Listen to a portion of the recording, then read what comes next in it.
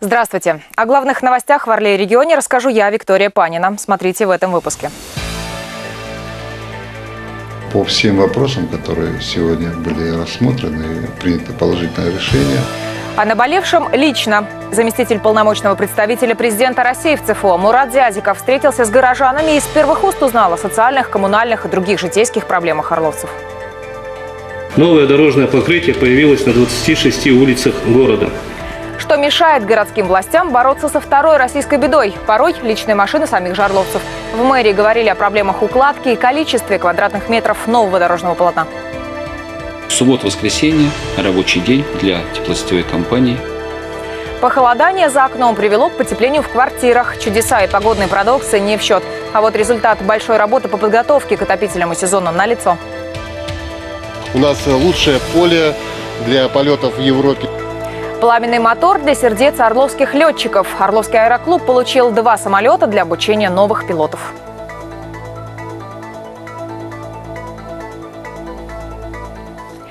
Вопросы безопасности и антитеррористической защищенности объектов топливно-энергетического комплекса должны быть на особом контроле. Такое поручение дал губернатор Вадим Потомский. Глава области провел заседание антитеррористической комиссии в Орловском регионе.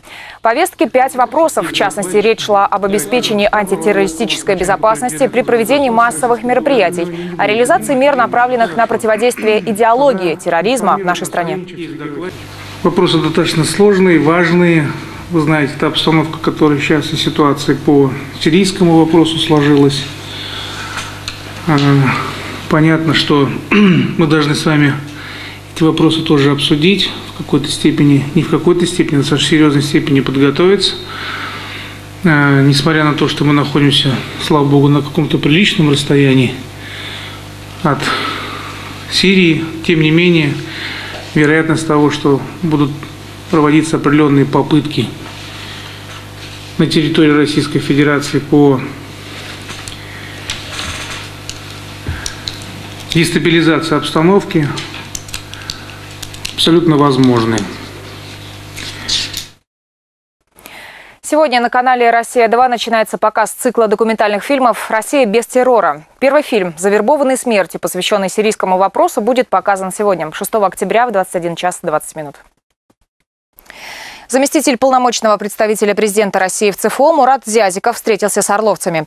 Со своими проблемами жители пришли в приемную президента. Вопросы, которые поднимали орловчане, касались разных тем, от социальных до коммунальных. Решения по некоторым были приняты на месте. Вместе с заместителем полпреда на приеме присутствовал первый вице-губернатор Александр Бударин и главный федеральный инспектор в Орловской области Афанасий Киселев.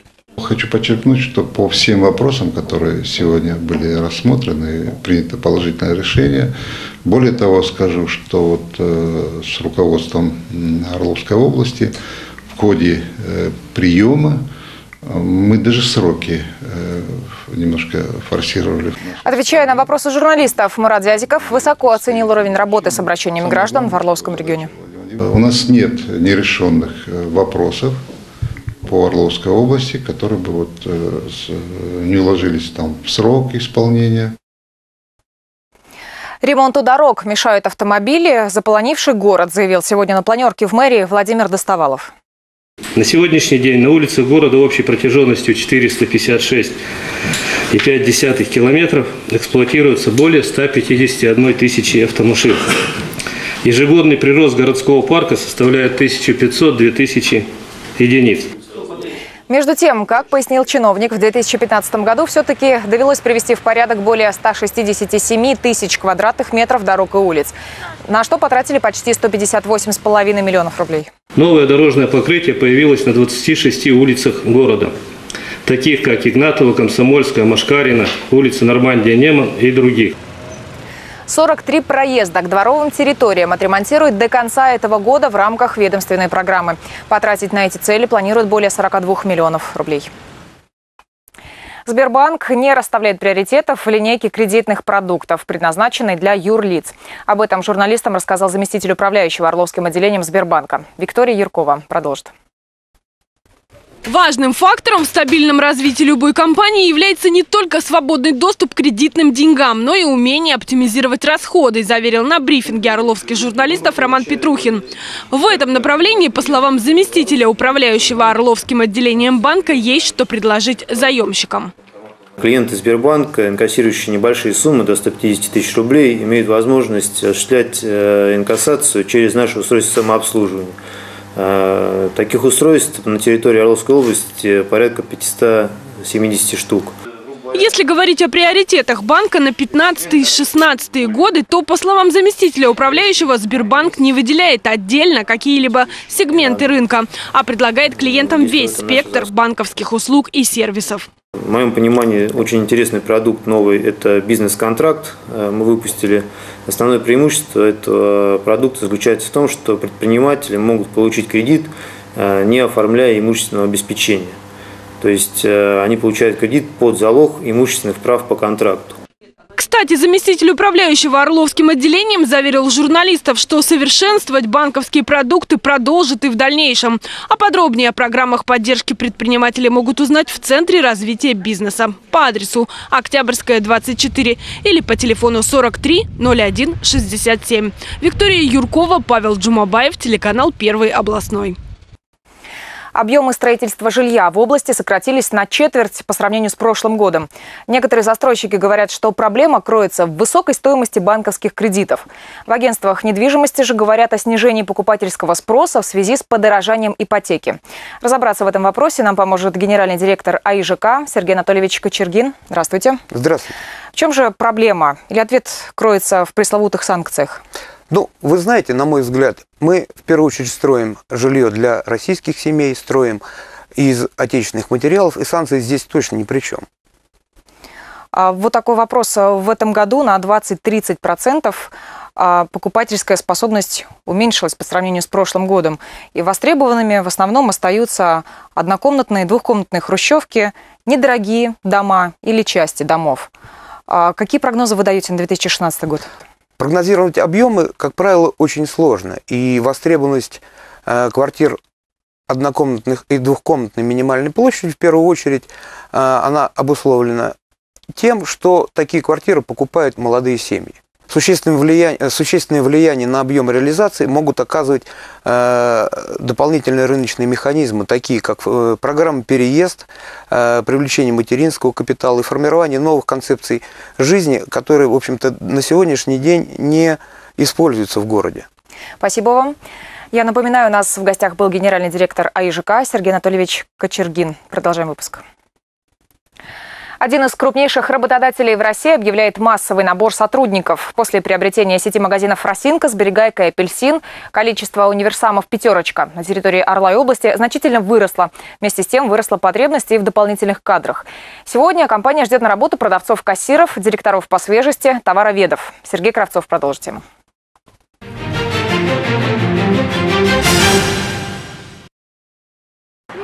Торговая сеть «Пятерочка» – один из лидеров в России по количеству магазинов. Для покупателей всегда предусмотрены акции и скидки, а это дополнительная возможность приобрести любимый товар дешевле. Отдельные льготы предоставляются пенсионерам. Сегодня оценить новые магазины, качество продуктов, привлекательные цены может каждый орловский покупатель. Наше развитие только идет вперед. Еще в 2014 году мы открыли под брендом «Пятерочка» около 5 магазинов. В 2015 мы уже открыли новых порядка 15 магазинов, соответственно, без учета сделки с компанией «Росинка». Возможность влиться в интересный коллектив, удобный график, корпоративные скидки и льготы, хороший заработок. Такой пакет «Пятерочка» предоставляет тем, кто готов стать сотрудником компании. Вакансии, которые предлагаются соискателям, самые разные и на любой вкус. Мы объявляем массовый подбор персонала на вакантные должности продавцов, кассиров, директоров, заместителей директоров и товароведов. Все сотрудники нашего магазина имеют возможность карьерного роста. Мы проводим в магазинах стажировку, мы их обучаем. И практически все наши сотрудники, они выросли изначально обучившись в магазине. Рабочее место Натальи в торговом зале. Сегодня она самый главный сотрудник в магазине. Директор по свежести, именно так называется ее должность. Отвечает за качество продуктов, ассортимент, а также помогает покупателям при выборе товаров и постоянно находится в контакте с персоналом универсама. Заполнить анкету для приема на работу можно в любом магазине «Пятерочка» города Орла и Орловской области, а также позвонить в центр подбора клиентов. Кстати, звонок абсолютно бесплатный. Здравствуйте, пакетик нужен? «Пятерочка» уделяет особое внимание качественному обслуживанию покупателей. А без дружного коллектива этого не добиться. Многие сотрудники не один год работают в магазине и уверены, условия работы в «Пятерочке» одни из лучших. Я работаю рядом с домом. Я из-за этого уделяю больше своей семье времени, потому что у меня удобный и гибкий график. Мой сын в этом году пошел в школу и получил от «Пятерочки» в подарок набор первоклассника. У нас дружный коллектив. Для тех, кто только-только устраивается на работу, «Пятерочка» проводит обучение, где сотрудники осваивают все тонкости и азы профессии. Более того, желающие имеют возможность за счет компании повышать свою квалификацию на корпоративных тренингах, открытых семинарах и конференциях. Сергей Кравцов, Павел Джумабаев, телеканал «Первый областной».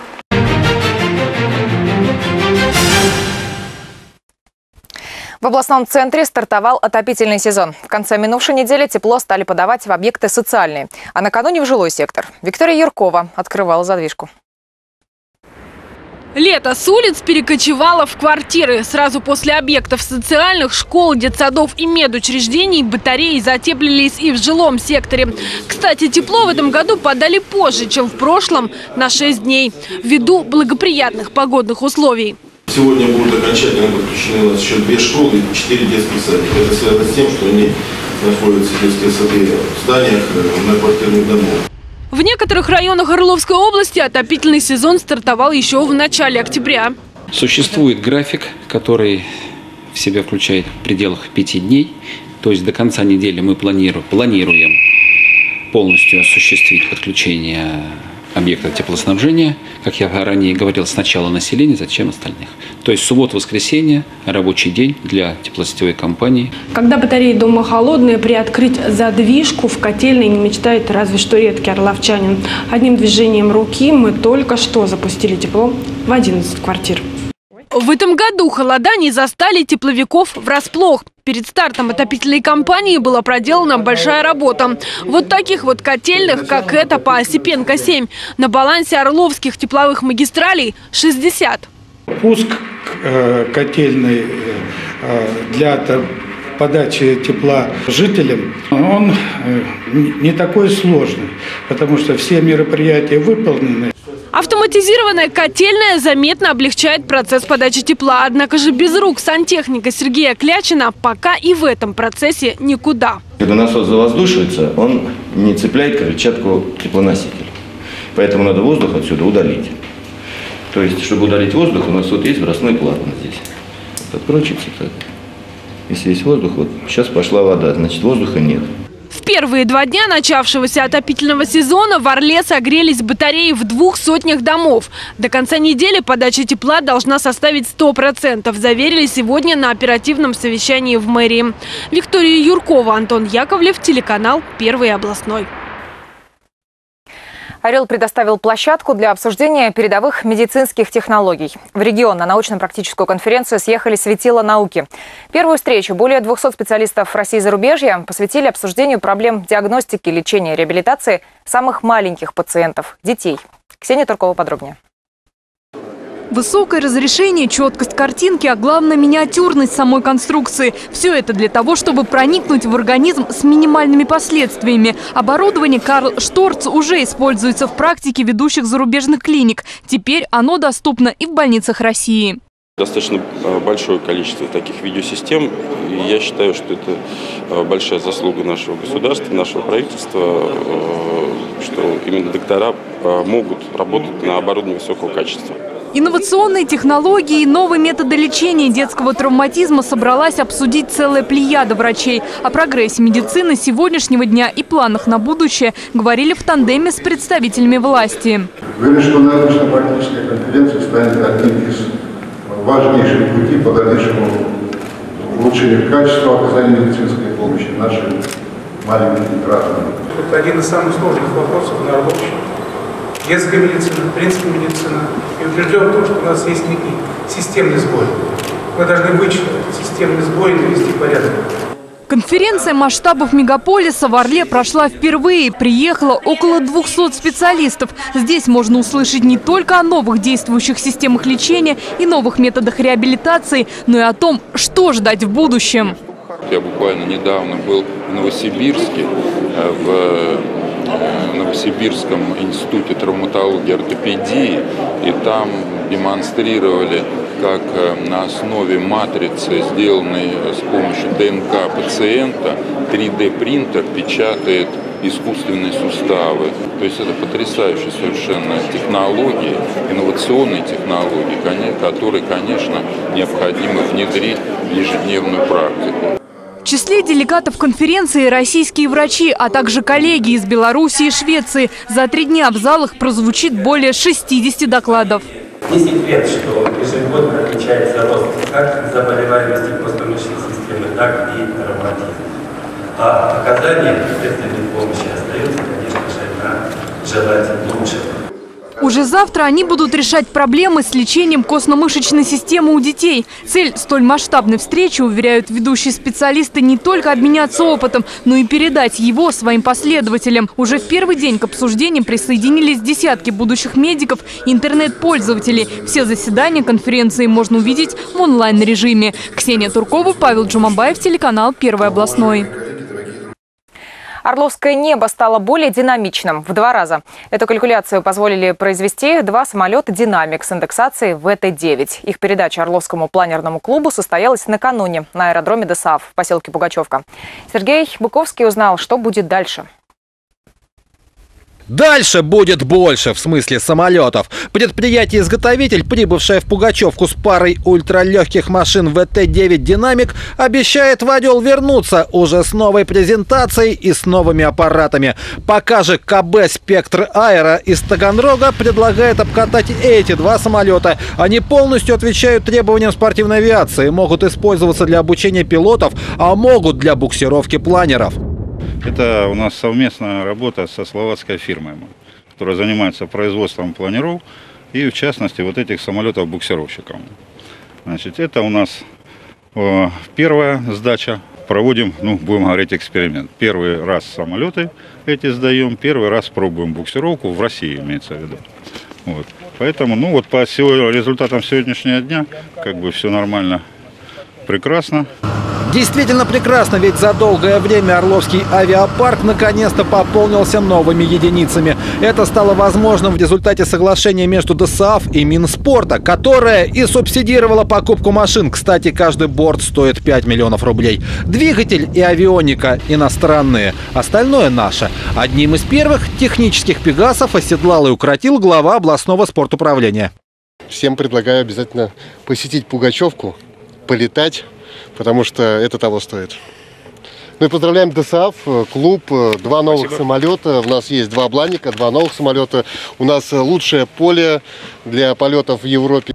Как рассказали журналистам, аэроклуб уже заручился поддержкой Муромского, ведь планы ого-го и надо сдюжить. Кроме развития планерного спорта, надо уделить внимание и авиамоделизму, и организовать полеты на воздушных шарах, и возобновить прыжки с парашютом. В общем, Орловский аэроклуб может стать в ЦФО всем на зависть и лучше аналогичных. Эти самолеты, они позволят уже полноценно учить именно пилотов на самолетах, то есть не только на планерах. И эти самолеты открывают возможность многим и орловчанам, и любому желающему человеку подняться в небо уже на самолете. Поэтому я считаю, что перспективы, которые перед нами открываются, не побоюсь даже такого слова, они на сегодняшний день уже почти безграничны. Мне бы в небо, мне бы в небо. Это уже совсем не мечта. Для тех, кто хочет почувствовать себя орлом, в Орле созданы все условия. Сергей Быковский, Антон Яковлев, Первый областной канал. На сегодня это все. Интересную информацию сообщайте нам по телефону 76 10 28. Телефон нашей горячей линии 508 088. И не забывайте писать на наш сайт obl1.ru. Я прощаюсь с вами. До встречи.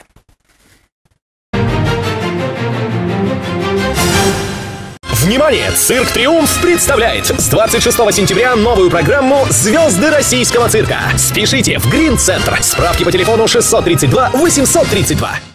До 12 ноября 2015 года продолжается прием заявлений на заочную форму обучения в Российскую академию народного хозяйства и государственной службы по направлениям подготовки бакалавриата, специалитета, магистратуры. Адрес: бульвар Победы, дом 5А. Телефон приемной комиссии 43 20 31.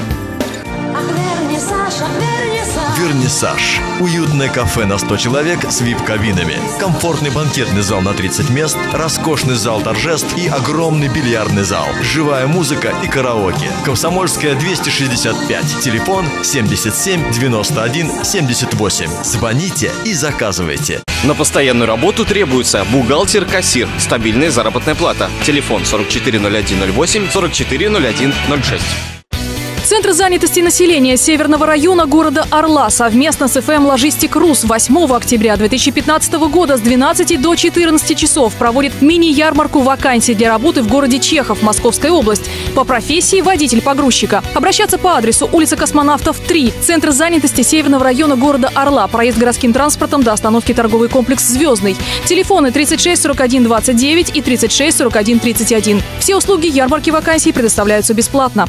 В сети ресторанов требуется технолог, бухгалтер-калькулятор. Телефон 44 01 50 8 920 284 27 52. Не знаешь, что подарить? Подарок нужен через полчаса в офис 57. Любые фотосувениры за 30 минут и даже быстрее. Кружка 250 рублей, футболка 500 рублей, подушка 550 рублей и другие подарки быстро, качественно, оригинально. Приходи. Орел, Шумяна, 37, первый этаж. Звони 7609 08. Памятник в день обращения. danilamaster.ru. Телеканал «Первый областной» объявляет набор на замещение вакантной должности менеджера по рекламе. Телефон 44 40 20. Они жертвуют своим сном. Они встают раньше, чем солнце. Плетутся по пустынным улицам родного города, чтобы каждое утро разбудить вас. Валентин Тюрин и Станислав Иванов. Ничего личного, просто с добрым утром. С понедельника по пятницу с 8 до 10 на Экспресс-радио. Партнер рубрики «Прогноз погоды» — ковровый центр мебель-центра «Грин».